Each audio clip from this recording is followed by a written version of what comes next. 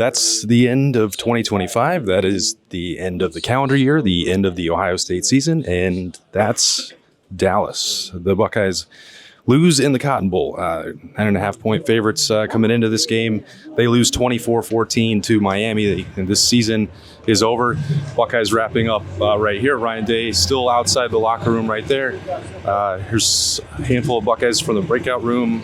Are they done? I'm not sure how long that's supposed to go on. So right here, Berm, in the news conference. So we'll pop in and see who is still talking for the Buckeyes as we start breaking down this loss, which is going to probably prompt a number of looks at everything on the offensive side of the football. I'm not going to blame the defense, but we'll get into that right here. Caden Curry sitting down. We'll just jump in here. Honestly, just there's so many great people, players, staff, there's a brotherhood. I mean, Coach Patricia this year, the new add-on, is great, and Coach Johnson, Ryan Day. I mean, there's just so many great people in that Woody, and it's just every day you get to spend time with them and kind of just grow together, and it's just something I always miss. Kate, explain the frustration level in that last drive, their last drive. You had a couple of third downs, you could have gotten off the field, et cetera. What's going on out there? What are you thinking as this thing is ensuing? Well, I mean, it's football, man. I mean, It sucks. Obviously, it ended that way. I feel like we could have done a lot more, and I feel like we could have done a lot more throughout the game, not just that one drive. You can't put it on anybody or any person, and I mean, I wish it would have turned out a different way, obviously. But there do come moments in a game they're desperate, right, where a stop is needed, et cetera. Are you surprised y'all weren't able to get it, I guess, is more the question. I mean, obviously, being a Buckeye, you always want to do the most, and you want to be the greatest person of the thing that you do. And just sucks it ended that way. And wish there was more time on the clock because obviously we thought it would have gone a different way if we had more time. Caden, in terms of physicality, where does this game rank for the most physical games you ever played? Because it seemed like it was about as physical as you could get out there for you guys on both sides. Yeah, I mean, obviously I play football with a mindset of making every play as violent as I can make it. So, I mean, it's no different game for me. It's always the same. What did you think of? Hey guys, we're going to have two more questions here. Of Beck's ability to get out and make some key scrambles? How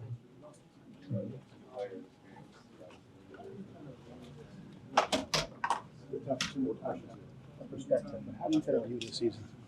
I mean, I would view the season as a lot of ups and downs. Lost in Indiana, lost to Miami. I think we had a strong little run, but I think this team was too good to lose to Miami. And losing now, I think this was a team that should have won a national championship, but we did it. We lost to Indiana, lost to Miami. So I mean, we can shoulda, coulda, woulda, a lot of things, but we had chances to win some big games here at the end of the season, and we did it. And I'm sure they're going to get on the film, figure out why, take a deep, long look, and they're going to get it figured out because we've got a great coaching staff here, and it starts with Coach Day. So I know he's going to do a great job with that. You almost feel like you've got the emotional ringer here of 4 straight wins the last year, 2 straight losses. You almost had the whole emotional experience here in college football. Yeah, a lot of ups and downs, a lot of different emotions, a lot of different feelings.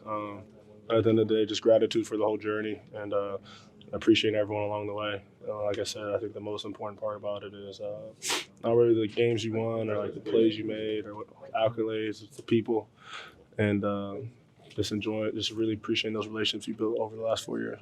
Thanks, Sonny. All right, so some breakout interviews in here with Caden Curry and Sonny Styles, which it is hard to believe that is the sudden end of the careers for two just fantastic silver bullets. You look at this game, it's 24-14. You think, well, maybe Ohio State could have made a few more stops. They could have given their offense a few more chances. That will certainly not really be my perspective on this game as you look at what happened. 7 points come directly off of the pick six. I don't know what's going on there. So the Ohio State defense gives up 17. Yeah, that's a little bit above what their expectations are and their standard.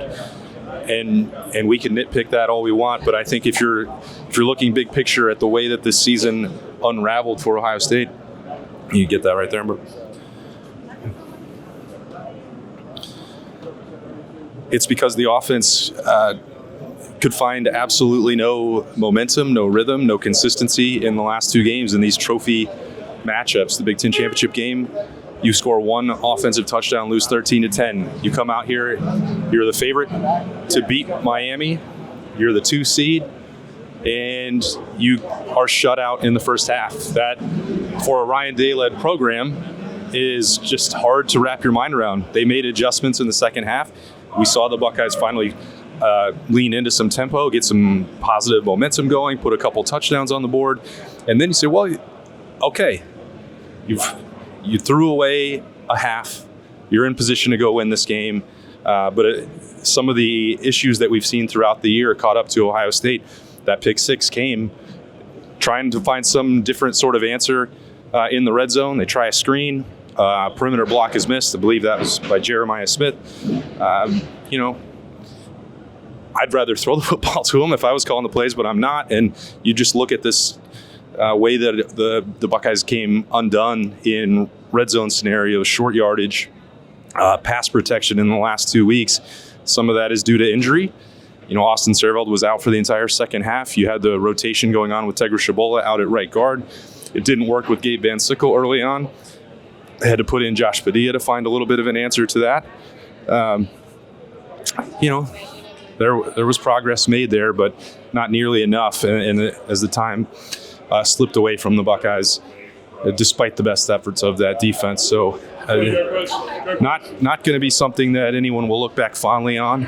We're going to try and contextualize that the best we can. I think the confetti's still falling down out here. The songs and music still blaring from Miami's celebration. It's an uncomfortable feeling for the Buckeyes as they will head out here to the bus. Very different than the way they were able to celebrate in January at the beginning of 2025, beating Texas in here. They had a home crowd. Some of the Scarlet and Gray, you see the family still hanging in here right now. It's a process because there was so much potential for this Ohio. Went 12-0 in that regular season. They got the monkey off their back with the win over Michigan in the Big House, and it felt like everything was trending in the right direction for the entire month of December then to become a transition on the offensive coaching staff in losing Brian Hartline, difficulty in trying to put together a signing class, and then 25-day layoff. None of it worked. I don't. It feels like I'm fumbling around for the words to describe it. I think this is as shocking of a defeat as Ohio State has suffered in a while. And maybe I say that after every loss, but I think that's true tonight. But even when you watched it, Miami was a lot more talented team up front than maybe people expected that. But the way I thought you could still capitalize with Jeremiah Smith and get the football out of Ohio State's hands quicker and Julian Sands' hands quicker. And they really didn't do that enough anyway. Can't have a scoreless first half and hope to win a college football playoff quarterfinal in the quarterfinal. So, this isn't going to be a lengthy version of the Notebook. I can promise you that, because Ohio State's reeling and trying to get on a bus and get out of here. There were not many players there in that breakout room. That's about the easiest way that you can get some of these interviews after a loss. The access is more tightly controlled when teams come up short than when they win and they want to celebrate. So, I don't know, Berm, do you have any other way to describe it than I have? Because I'm watching Miami just come out here and do this type of celebration that the Buckeyes did for 45 minutes in January, and it's hard to really process for me. Football teams are still built from the inside out, and Miami has spent a lot of money up front and both sides of the ball, and they kicked Ohio State's butt. That's physically, they dominated the Buckeyes in a way that hasn't happened since the last time our crystal ball team played Ohio State. Yeah, I think we can find a dozen explanations for this. It's even when the defense was able to make some plays, and looked like they were going to get a chance to stop Miami right here at the 10-yard line with about 5 minutes to go, and Ohio State special teams unravels again with an illegal formation penalty that winds up 5 yards on the actual call, but 20 yards of field position as that punt was down right here.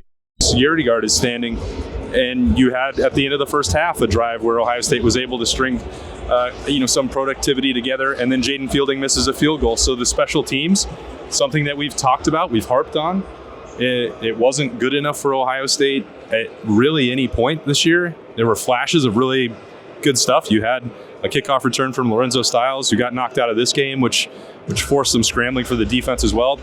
That you can find silver linings and some positives for Ohio State. Devin Sanchez playing at corner was really good. I think his best performance of the year. But nobody wants to hear that right now, and I can understand why, because this is the end of the year. And after the journey that the Buckeyes went on last season, you just figured that everything was lined up for them to do that again. But, they will need Julian Sayin to take another step forward as a quarterback. They'll need to get the football out of his hands. He'll have to learn from these setbacks. That's all going to be an ongoing process. We'll see if Bob has any thoughts here. You have a thoughts? Yeah. Thoughts on what? She did a great job getting everybody out of there. How tough. I saw you share a moment there with Sonny. I mean, for this to come to an end, it's not the time that you want it. I don't know. You have to tell me what you said. You got to get all emotional with me there, Austin, because I've watched Sonny Styles since he was a 15-year-old freshman at Big Central. Mike, good to see you, sir. And you get to know these guys, get to know their families. And when they do things the right way, when they work really hard, they do everything that's asked of them and go out there and produce. Commitment to the cause, dedication, perseverance, all of those things, they don't guarantee success. And he had a hell of a career here as an Ohio State Buckeye. He got one national championship. Everybody had the expectation of two, and it's unfortunate you don't get that second. But very rarely in life are you able to get a second bite of the apple. Yeah, I think it's the sudden stop. I mean, everybody has to go through that in sports, right? I mean, it comes to an end, and you have to deal with it. But I don't know how long that process actually takes. So it's a little bit in college now. This is new. In the NFL, they call it running on a treadmill, and then all of a sudden one day someone presses stop, and you just you run and you hit the front of it, and you look around, you're like, well, what do I do now? It's like Forrest Gump at the end of that. Like you're trying to figure out, like, well, I guess I'm going to go back home. Yeah. And you try to figure all that out, and like you've got to compartmentalize it, digest it, and it's hard. And so for these guys that are moving on, that's really difficult because there's such a close connectivity here with players and understanding that that's the last time.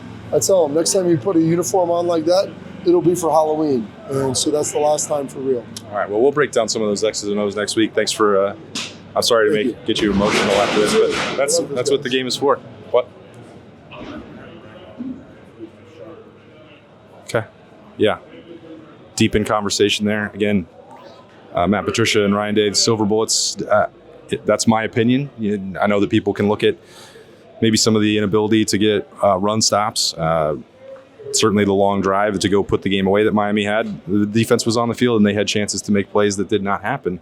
But there were plenty of opportunities where the defense was continuing to keep Ohio State in the game. You had Peyton Pierce forcing that fumble early on that really kept this game more competitive than perhaps it even could have been while Ohio State was reeling and struggling for a way to find any kind of traction against Miami's pass rush.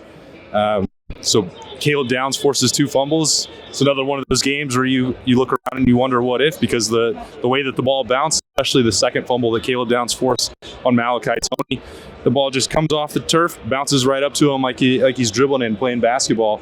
I'm not looking at that and using it as an excuse or, gosh, the things didn't go the right way or the officials didn't call this game in a way that made they let both teams play. There was 5 yards. There was one penalty here that was on the illegal formation. You had a hold that Ohio State was called for in the second half that really ended that effectively the last ditch drive. So it happened in 5 minutes of real time. There was a defensive holding on Miami on the play where Jeremiah Smith actually scored. So that didn't wind up making all that big of a difference. But you see, all this pads and everything being packed up for Ohio State to get out of here. If that's the end, they don't need them again. And so I will fully apologize that the last notebook of 2025 is a downer, that there's not been a ton of interviews on here. It's the way it works when a college football playoff team loses, when a season comes to an end.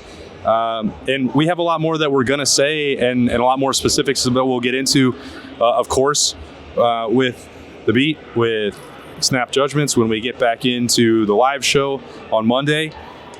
We'll be breaking down this loss for a very long time to come. I promise you that. But in this moment, given the way that the college football playoff interview mandates work, that's about all we're going to get. So that's the end of 2025. I know that there have been others that maybe you enjoyed a lot more than this one. Again, that's an apology from me. And that's what happens. It's Dallas. It's 24-14. Miami is a winner over Ohio State, and the Buckeyes season is We're back to the drawing board heading into 2026. Hope you have a happy book. Can't wait to do it again, to break this losing streak of notebooks as well and get back on the right foot with Ohio State next season. Appreciate Berm for all the work he's done behind the camera. Everyone, all those Buckeyes, those seniors who played this game, guys like Caleb Downs who are going to be heading to the NFL draft, Carnell Tate, anyone who's stopped for any notebook over the last couple of years, I sincerely appreciate it, as well as everyone who has watched it. So thanks for your understanding, and thanks for your patience, and most of all, thanks for watching on 97.1 The Fan and 10 TV. I am Austin Ward. We'll see you in 2026.